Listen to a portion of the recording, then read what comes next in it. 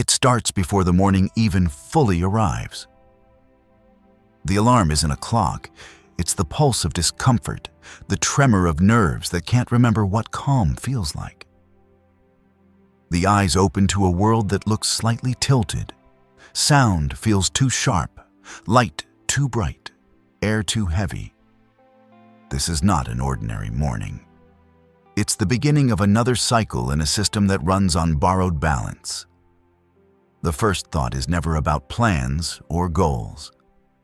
It's about chemistry, the missing element that must be restored before the day can even begin to make sense. The body doesn't ask politely. It demands. And in that moment, the day already belongs to alcohol. The brain feels like it's being squeezed from the inside. Every heartbeat carries a reminder of the night before. The dry mouth, the hollow stomach, the shaky hands. It's not hangover anymore. It's dependence. The difference is subtle but absolute. A hangover means regret. Dependence means necessity. The mind doesn't want to drink, yet the body refuses to function without it. Muscles twitch, anxiety spikes, and thinking feels like trying to move through thick fog. The brain doesn't crave pleasure, it craves relief.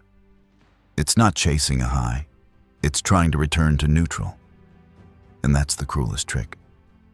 The only way to feel normal is to repeat the very act that caused the chaos.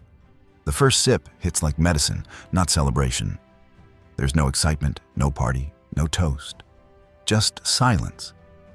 And then the slow easing of internal panic. The tremor calms, the heart slows, and for a moment, existence feels almost peaceful. That peace is chemical, temporary and fragile.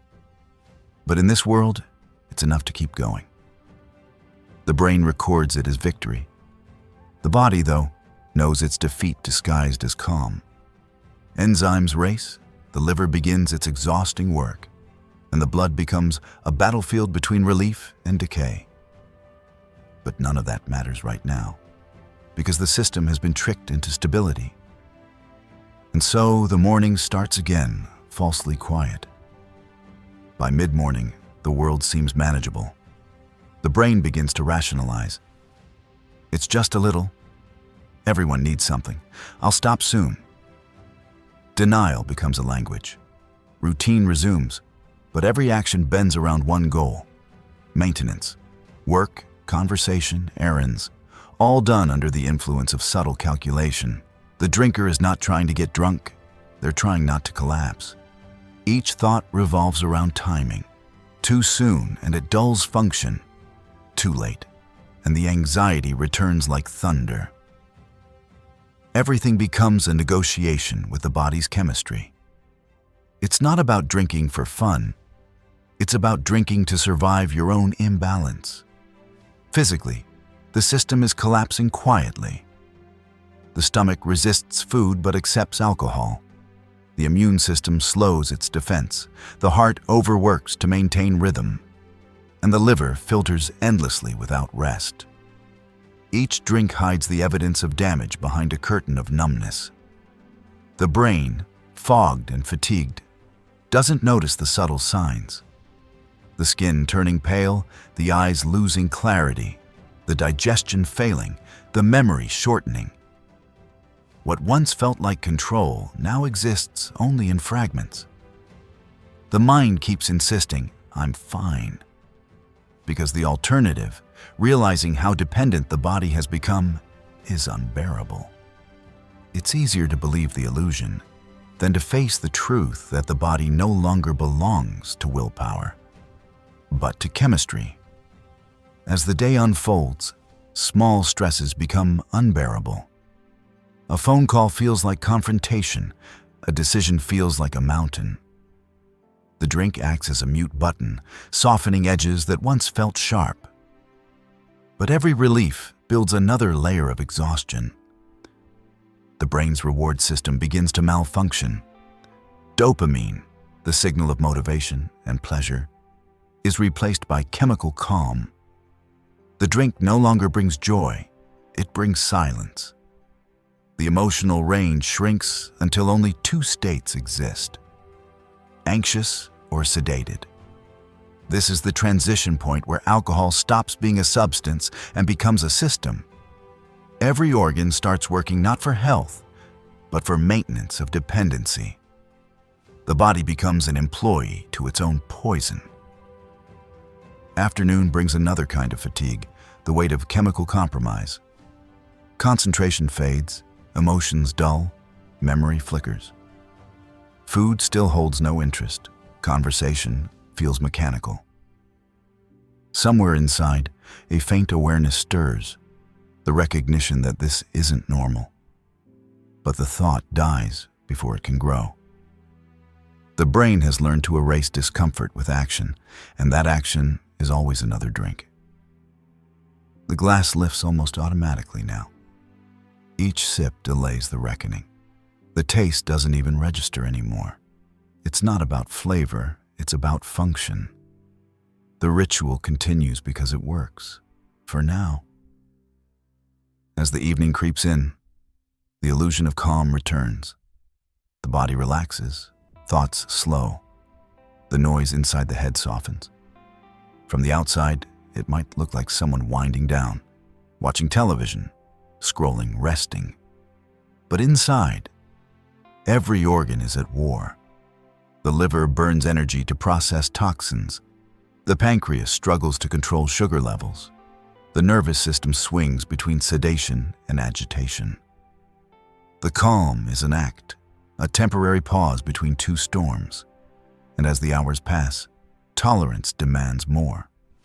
The body whispers for another refill, not for pleasure, but to keep the system steady. This is how normal becomes dependent, quietly, gradually, invisibly. Late at night, the last drink arrives. It's not celebration, it's surrender. The body is tired, but the brain refuses to stop. Alcohol forces a kind of sleep, but it's not real rest. Dreams fade. The body twitches. The heart rate fluctuates. The night passes not in recovery, but in survival mode. The mind sinks into a chemically controlled darkness where everything is quiet, but nothing is healed. This is the cruel rhythm that defines chronic alcoholism. It feels like life, but it's just existence measured by sips and silences. And then, before sunrise, it starts again. The body wakes before the mind, restless, aching, dry. The tremor returns, the stomach twists, the pulse races. The body asks the same question it asked yesterday. Where is it? The relief, the dose, the illusion of balance. The cycle spins back to its beginning. The day restarts not because the person wants it to, but because the body doesn't know how to stop. It's not willpower that's lost, it's autonomy. The drink controls not thoughts, but chemistry. And once chemistry is captured, consciousness follows. The tragedy isn't in the drinking itself. It's in the repetition. The mechanical, hopeless pattern that tricks the body into believing this is stability. What was once a choice becomes a reflex. What once felt like comfort becomes necessity. And each passing day adds one more layer to the illusion that life without alcohol would be impossible, when in truth, life with alcohol is no longer life at all.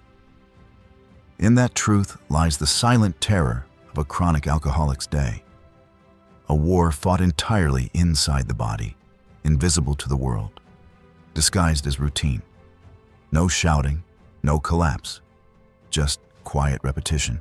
The glass lifts, the body calms, the hours pass, the system resets. And deep beneath it all, one fact never changes. Alcohol doesn't solve pain, it delays it. And when the delay ends, the pain always returns stronger than before.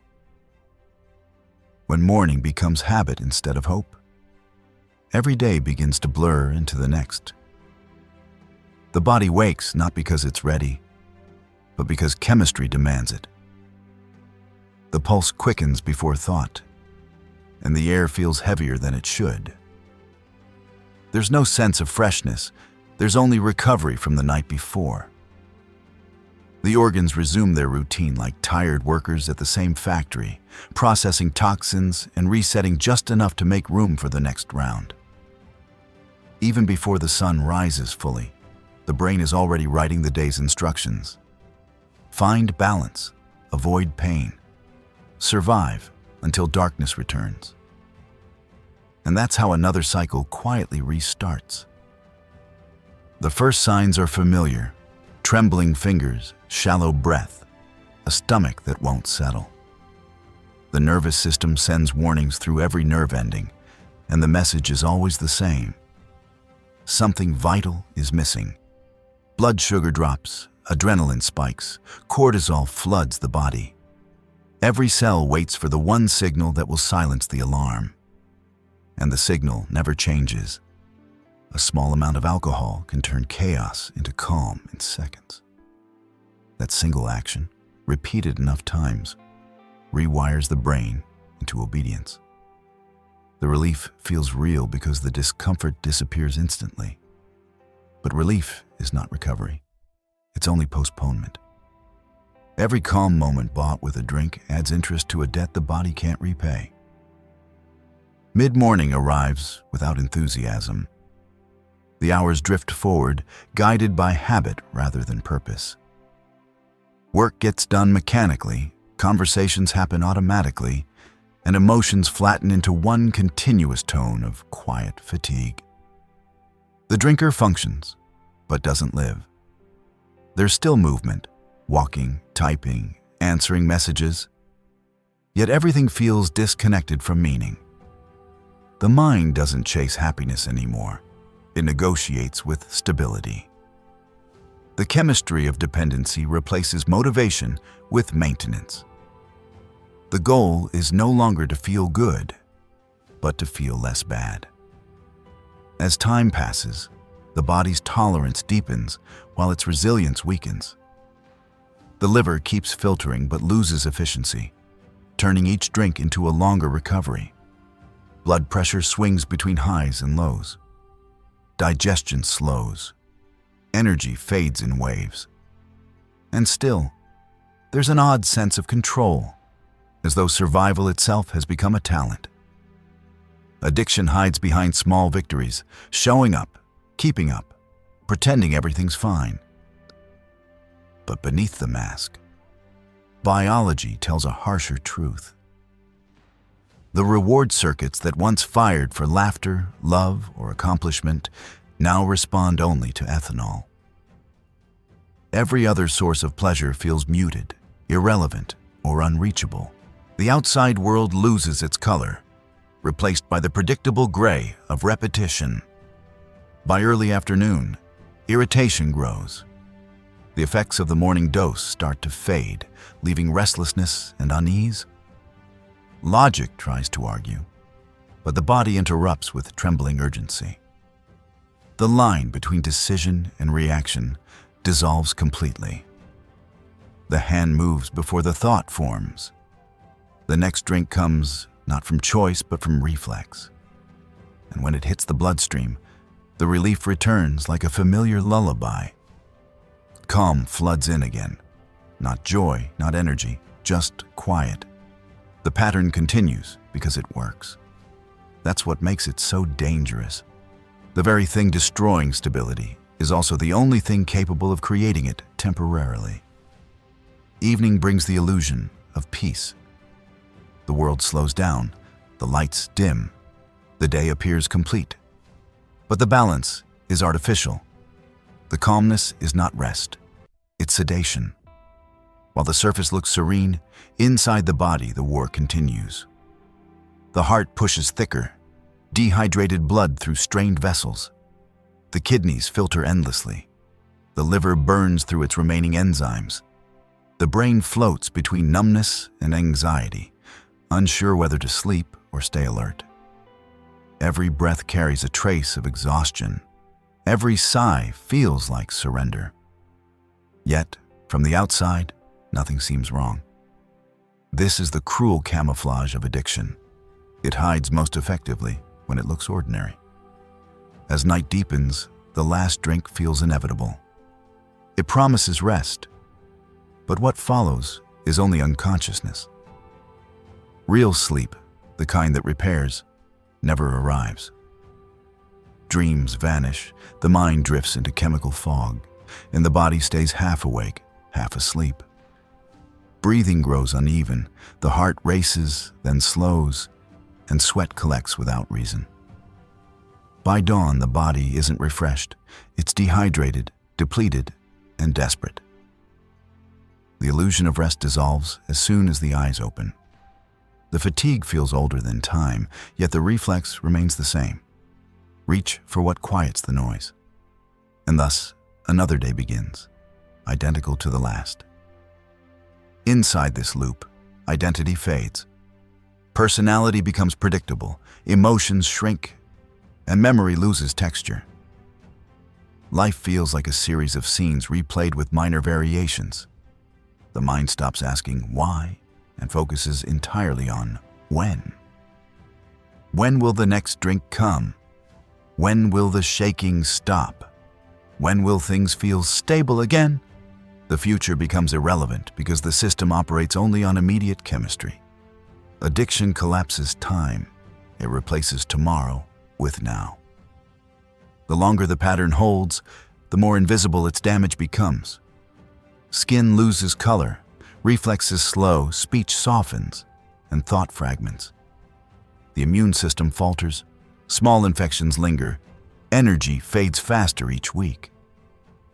Yet none of these signs seem urgent compared to the fear of withdrawal. The body can adapt to almost anything except absence. When alcohol disappears, the nervous system panics, flooding the bloodstream with electricity. That's why sobriety feels like chaos at first.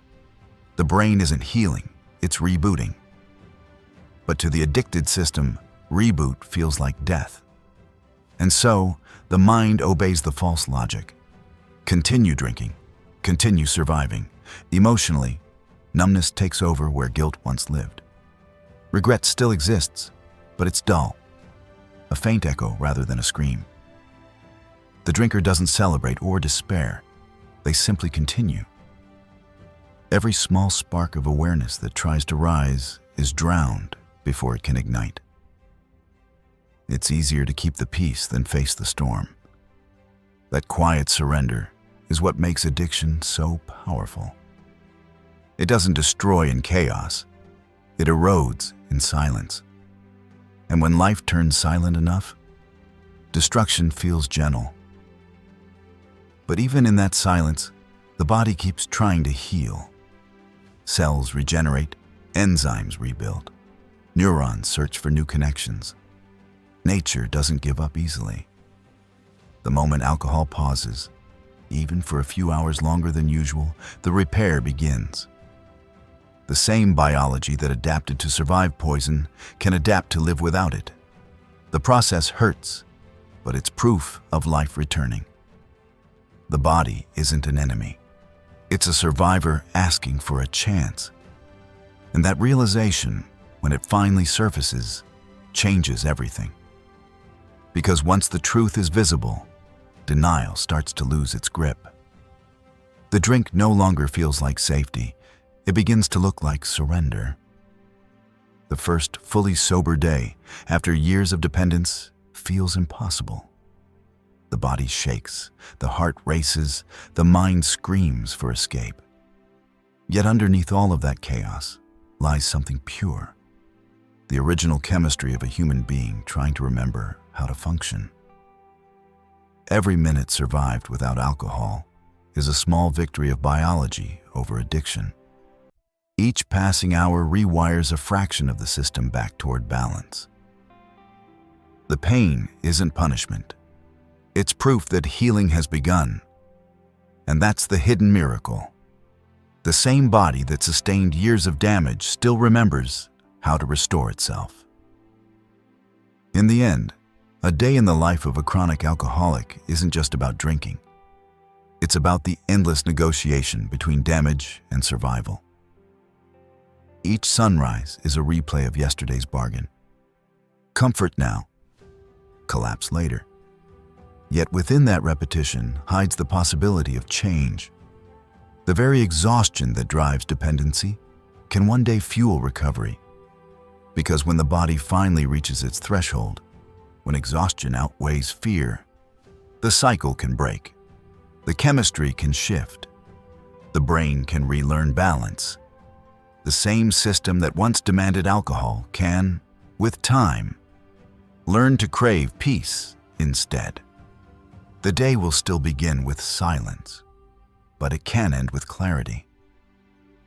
And that clarity, once reclaimed, is the true opposite of addiction.